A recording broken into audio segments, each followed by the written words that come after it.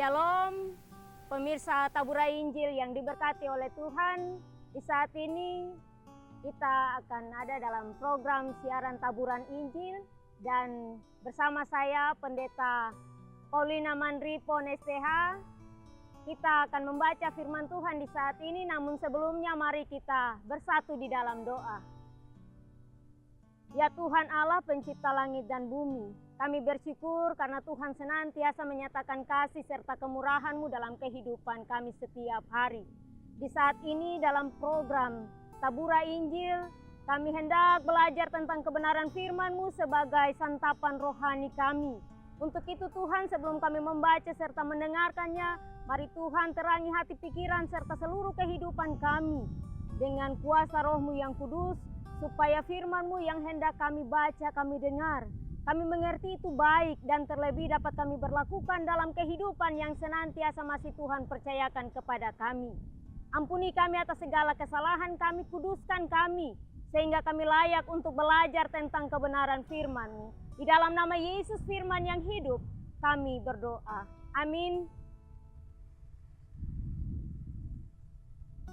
Pemirsa yang diberkati oleh Tuhan, bagian firman Tuhan yang hendak menjadi pembacaan bagi kita di saat ini terangkat dari Injil Matius pasal 5. Injil Matius pasal 5 ayatnya yang ke-7.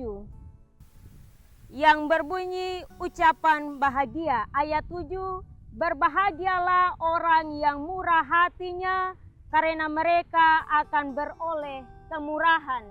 Demikian bagian firman Tuhan di saat ini. Dikatakan berbahagia adalah setiap orang yang membaca, mendengarkan firman, serta memelihara dalam kehidupan setiap hari. Persekutuan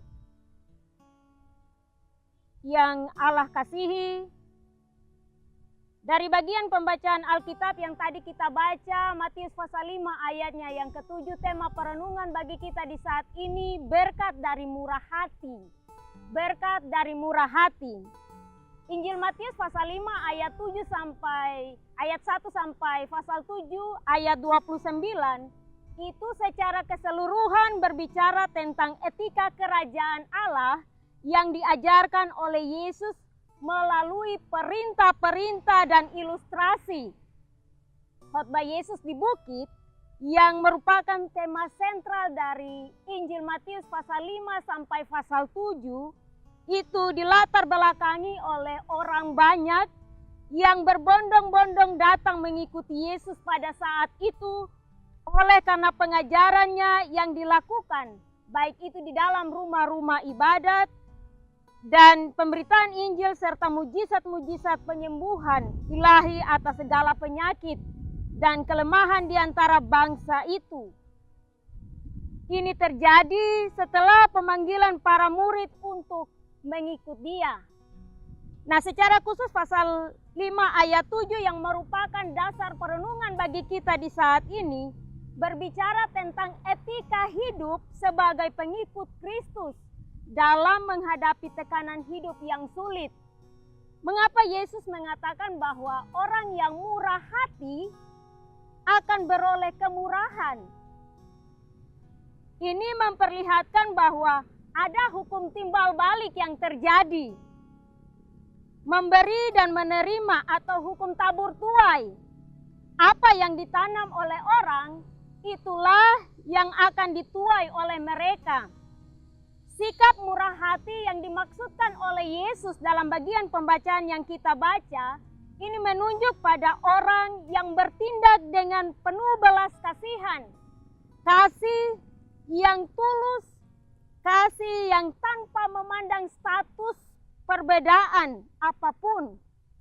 sehingga jangkauannya itu mencapai keseluruhan atau semua orang. Dia merata, entah itu dia pejabat tinggi atau masyarakat yang rendah, tua atau muda, miskin atau kaya, laki-laki atau perempuan, dewasa ataupun anak kecil.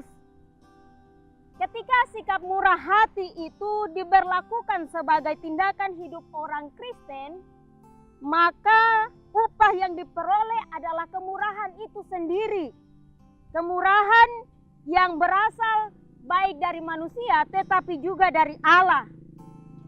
Murah berarti itu tidak mahal, rendah, mudah untuk dijangkau oleh semua orang.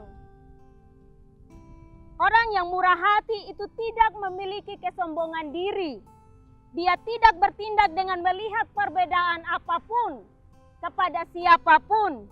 Nah, oleh karena itu, saudara-saudaraku, mari sebagai pengikut Kristus, kita dinasihati oleh firman Tuhan di saat ini, terlebih di tengah COVID-19 yang sedang mengancam ini, membuat kadang kasih itu sudah mulai memudar. Kasih itu mulai memudar oleh karena tekanan ekonomi, politik, sosial budaya, bahkan teknologi dan lain sebagainya. Tetapi firman Tuhan mengatakan bahwa orang yang murah hati harus berbahagia karena mereka akan beroleh kemurahan itu. Meskipun keadaan sulit sekalipun dan penuh dengan tantangan. Karena Tuhanlah dasar dari kehidupan mereka. Itulah sebabnya pemazmur pun mengungkapkannya dalam Mazmur 18 ayat 25 bagian B. Dikatakan bahwa karena itu Tuhan membalas kepadaku sesuai dengan kebenaranku. Murah hati adalah bagian dari sikap yang benar di hadapan Tuhan. Jadi ia akan memperhitungkan, yaitu Tuhan akan memperhitungkannya dengan membalas sesuai dengan perbuatan atau tindakan hidup kita masing-masing. Dan itulah berkat dari murah hati. Demikian firman Tuhan bagi kita di saat ini. Roh Tuhan menolong kita untuk melakukannya dalam kehidupan setiap hari. Amin. Mari kita berdoa. Ya Engkau Allah yang maha murah, yang senantiasa menyatakan kasih dan kemurahan-Mu dalam kehidupan kami umat ciptaan-Mu. Ketika kami masih diberikan kesempatan untuk bernafas dengan kekuatan, dengan kemampuan, dengan hikmat yang ada pada kami, itulah bukti dari kemurahan-Mu yang Engkau berikan kepada setiap anak-anak-Mu.